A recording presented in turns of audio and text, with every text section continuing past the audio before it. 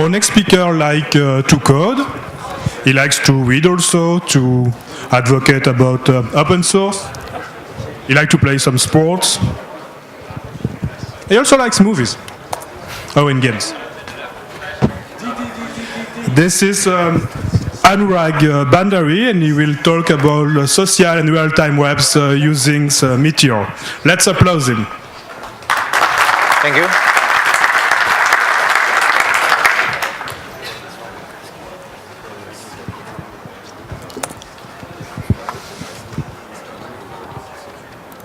Okay, so while Meteor installs, I guess I'll just start.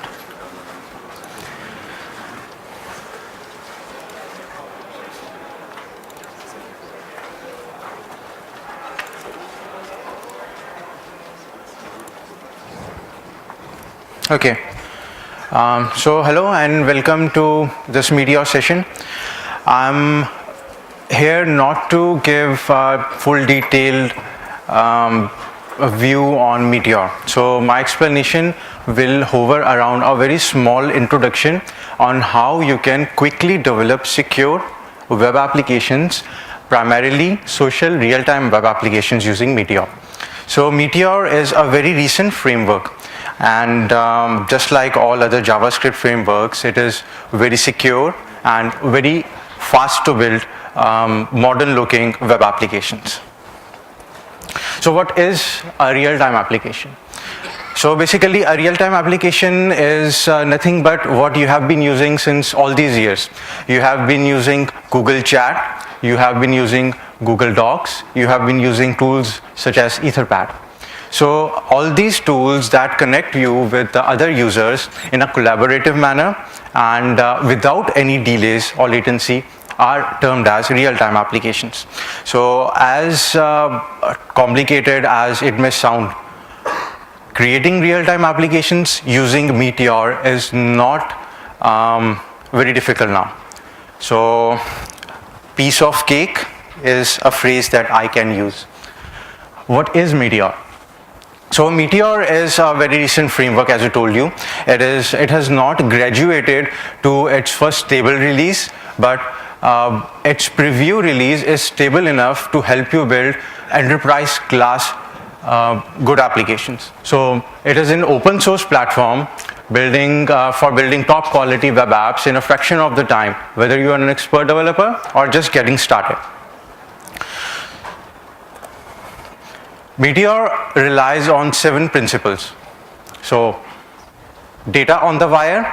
So again, I'll not be delving into many details over here, just quick overview. So data on the wire, which means that you don't need to, if I take example of JSP or ASP or PHP, you communicate to the client, that is a browser, by sending the entire UI plus the logic. So what that means is you transfer HTML, CSS and JavaScript content over the wire. In this case, you don't need to do that. All you need to transfer is the data. So the UI and the JavaScript, everything is set up at the very go when a Meteor application loads in your browser. One language, JavaScript. Be it server-side content, be it client-side content, JavaScript is the only language that you need. Database everywhere.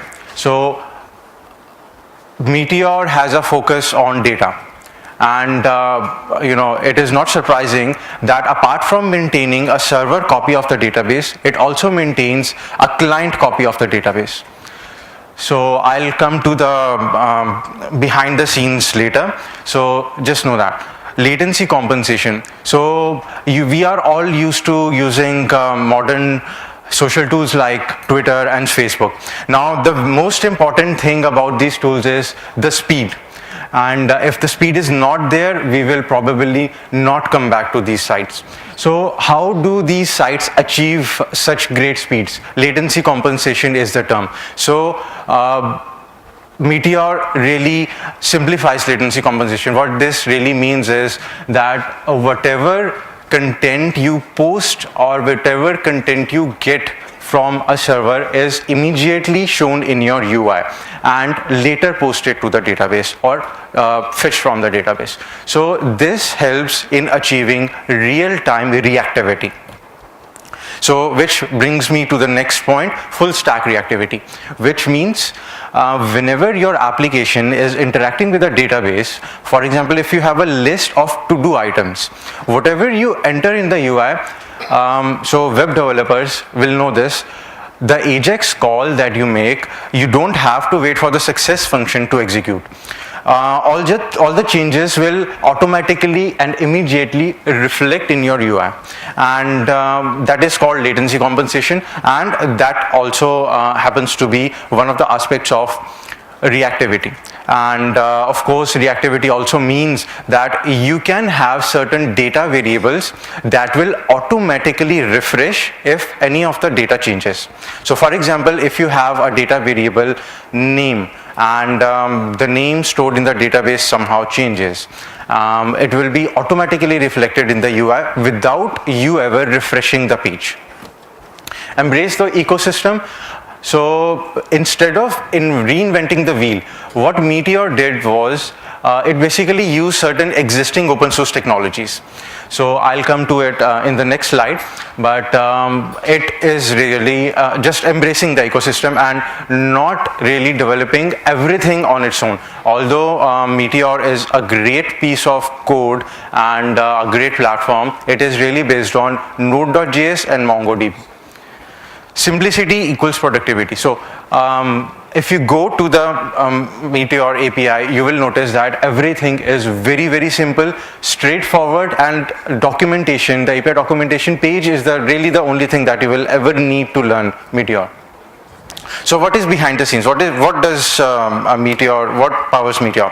So I told you node.js. This is again a very recent phenomenon, and node.js really takes JavaScript to the server side. So this is what how Meteor is able to achieve server-side JavaScripting.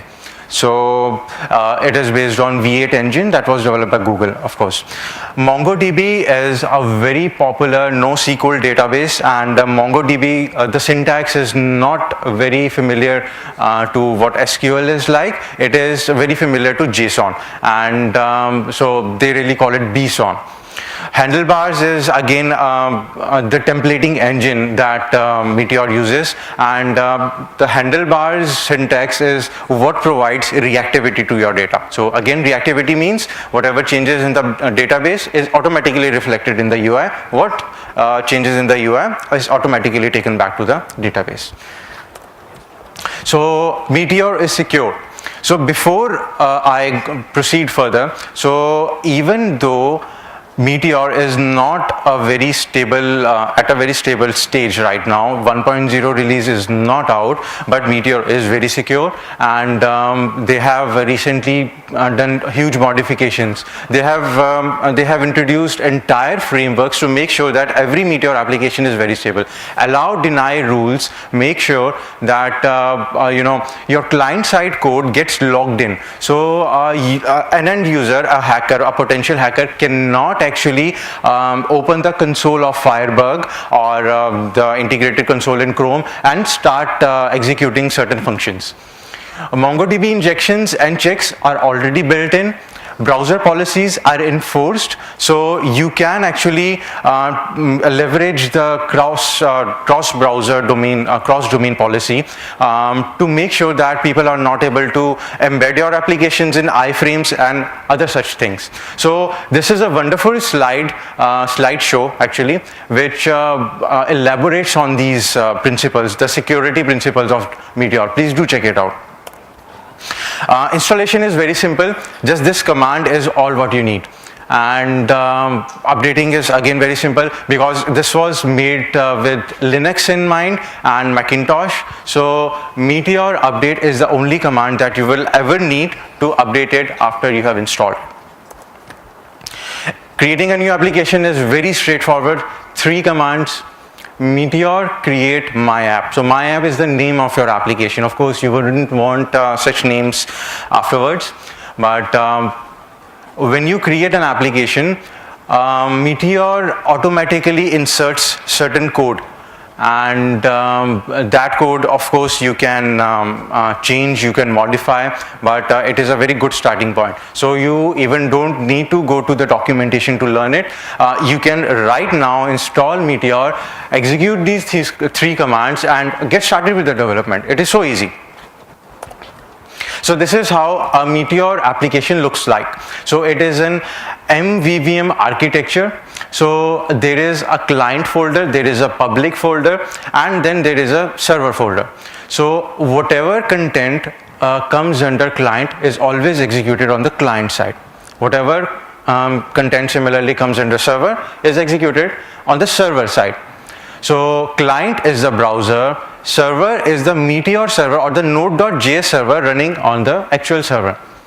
So of course all this is JS code, and the client will automatically indigenously handle the JS code, but the server will have to convert the JS code into native executables so that they can be rendered as code bytes and displayed as such. Whatever comes into the public folder is never executed either on the client or the server. So things like resources, your images, your videos, etc.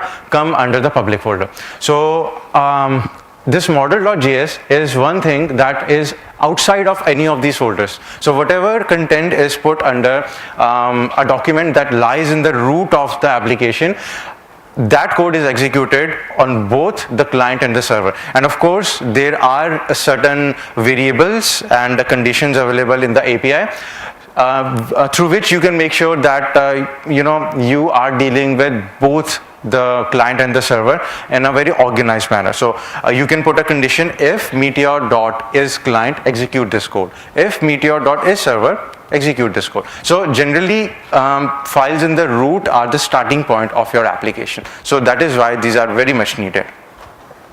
Meteor, as I said, embraces the ecosystem. How does it do that? Number one, it is powered by many open source platforms. Number two, it helps you it helps you build applications using existing frameworks very easily. Bootstrap, CoffeeScript, D3, jQuery, less underscore. Every web developer today is aware of these platforms, and it's just a matter of Meteor add package name to add the support of one of these platforms into your application. So I was talking about handlebars. This is what a normal handlebar template looks like. So we have a special tag called template, and so this will come in your HTML part. So it has a name hello, and it has two reactive variables, first and last. You can always bind these reactive variables with your JavaScript code, and of course you can have a function that will fetch data from the database and bind the data to first and last, and accessing these variables is very easy. So in your JavaScript file you just do template dot hello dot first is equal to whatever you want to assign, and because these come under, so a template by default is reactive, so whatever change happens to first either in the UI front or on the database front will automatically reflected in the either other case. So let's see it live. Enough of chit chatting. So I'll just open terminal. It is installed. Let's verify Meteor. Yes. Okay, so let's explore one of the examples of Meteor, so which comes by default installed.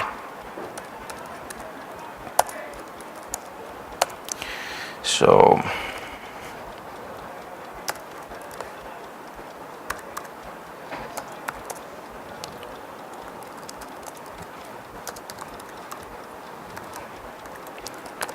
or I can just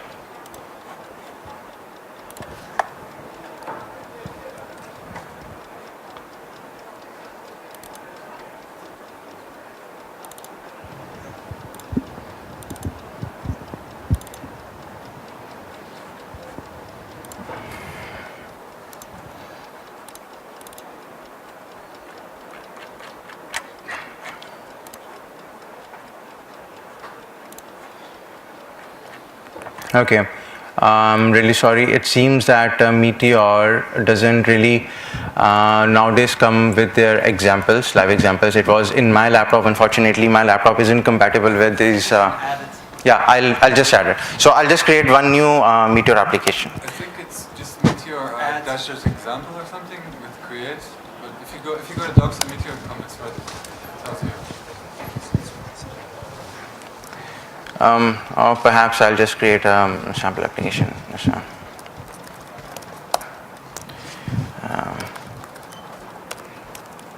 I'll just use Meteor.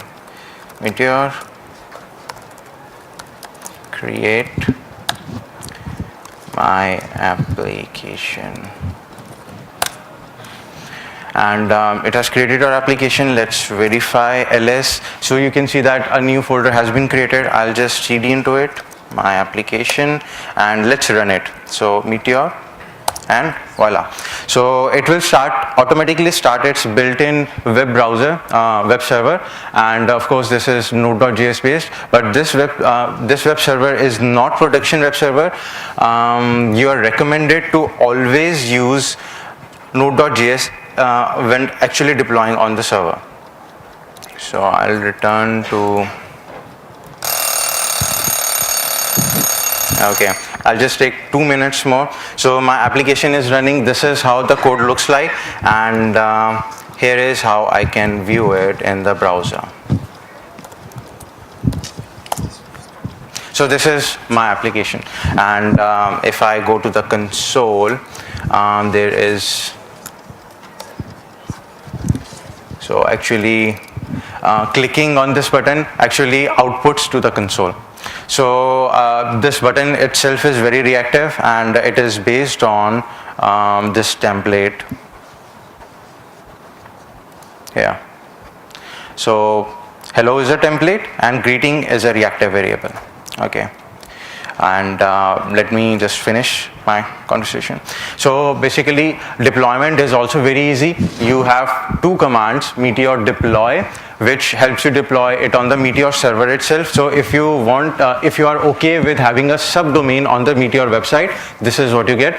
And you can even bundle a web application and deploy it on your own server that has production quality node.js and MongoDB installed. That's the only thing that you need. Does someone have a quick question? Yeah, sure. Yeah, is it possible to use NPM to install? Yes, absolutely. Is it possible to install with NPM? So NPM is very much integrated into node.js, and that is what I also always use. You can't install Meteor itself via NPM, Yeah. but Meteor, right? On the server. Meteorite is another thing that you can use, but of course, when Meteorite wasn't there, I used to use NPM on the production server, that is. Is it possible to imagine an application where the user will have data in the local storage that the server doesn't know? Like to have decentralized application with the client having using the database in the client without uploading them to the server. Is it possible? Sorry, I didn't get your question. Like to let the client manage data in the browser with your application, but without the application re-centralizing the data.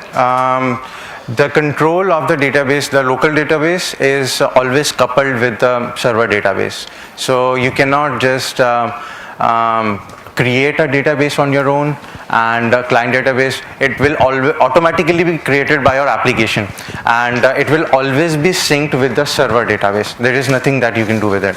So you cannot manipulate as just a client database and not the server database. The synchronization will always happen. Thank you for your talk. Okay. Thank you. And as a reward, here a box of chocolates. Oh, thank you.